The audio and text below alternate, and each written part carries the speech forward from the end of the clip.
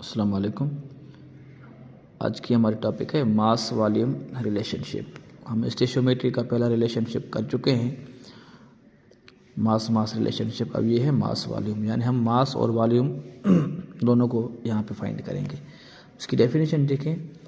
In this relationship we calculate the mass और volume दोनों, यानी ऑफ ये प्रोडक्ट, यहाँ पे मैंने लिखा है प्रोडक्ट का भी कर सकते हैं, यानी इसको आप उल्टा भी कर सकते हैं। Product from given mass of reactant और वाइस वर्सा। वाइस वर्सा का मकसद ये होता है कि यानी इससे उलट, यानी अगर प्रोडक्ट का दिया जाए तो रिएक्टेंट का, अगर रिएक्टेंट का दिया जाए तो प्रोडक्ट का मालूम करें। अब ये मोलर वॉल्यूम क्या होता है? द वॉल्यूम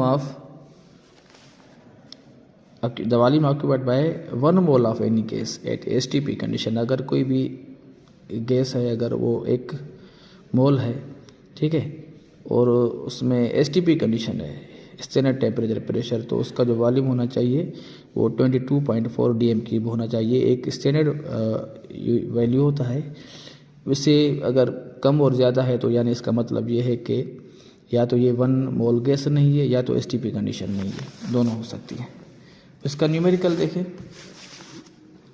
ये एक न्यूमेरिकल आपकी बुक में फर्स्ट ईयर की में दिया गया है कि अमोनियम नाइट्रेट एक केमिकल है, उसको जब डिकम्पोज किया जाता है तो उससे N2 यानी nitrous oxide gas, laughing gas, उसके साथ साथ वाटर प्रोड्यूस होता है।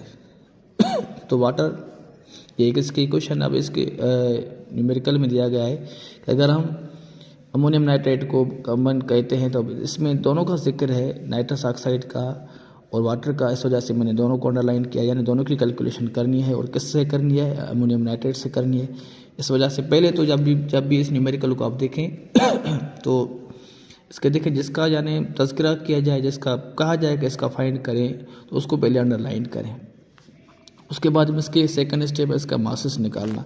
अमोनियम नाइट्रेट का यहाँ पे 80 ग्राम मास है, नाइट्रस ऑक्साइड का 44 ग्राम मास है, और यहाँ पे वाटर का जो दो मोल यहाँ पे हैं तो उसका है 36 ग्राम। तो इक्वल ये भी 36 एंड 44, ये भी 80, ये भी 80 है।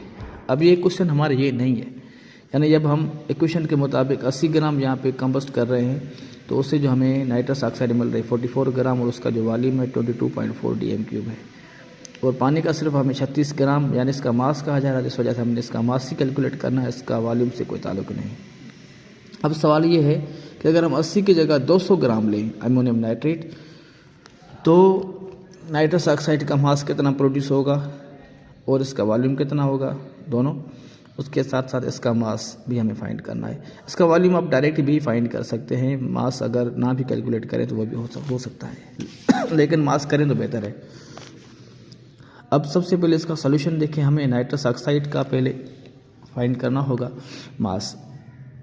अब इस बुक में देखें, हमें रिएक्टेंट दिया गया है, प्रोडक्ट मालूम करना है। तो रिएक्टेंट का जो इक्वेशन वाला है, ये जो मास है, यानी इसको मोलर मास कहते हैं, तो वो हमेशा अपने नीचे रखना है, और जो गिवन दिया जाएगा ये हमारा गिवन है, यानी जो बाद में दिया जाएगा वो हमेशा गिवन होगा, चाहे 80 से ज़्यादा होता चाहे 80 से कम हो,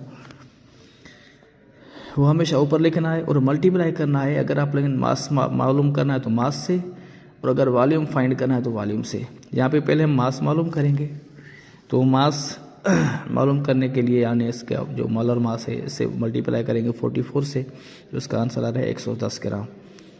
ठीक है, यानी अगर हम 200 ग्राम अमोनियम नाइट्रेट यानी कंबस्ट करेंगे तो हमें 110 ग्राम जो है वो अमोनियम नाइट्रेट नाइट्रस ऑक्साइड मिलेगा। और अगर वॉल्यूम फाइंड करना है तो यहीं पे अगर आप लोग 22.4 से मल्टीप्लाई करते तो फिर भी आंसर ये सेम आता है। अगर ऐसा नहीं है तो 110 है, यानी आपने जो फाइंड किया है इसको फिर ऊपर लिखना है, और उस 44 जो इसका मोलर मास इसको नीचे लिखना है।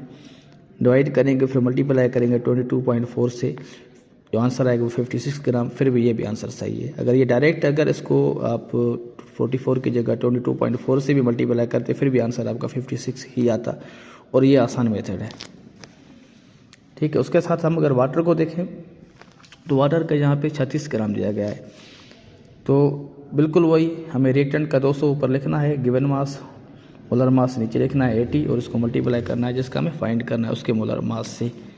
तो 36 से मल्टीप्लाई करेंगे तो ये 90 ग्राम आ जाएगा।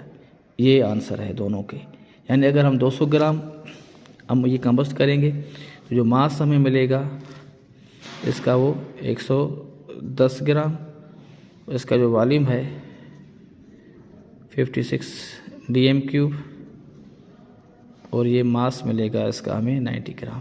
ये हमें तीनों आंसर मिल गए। This is the answer.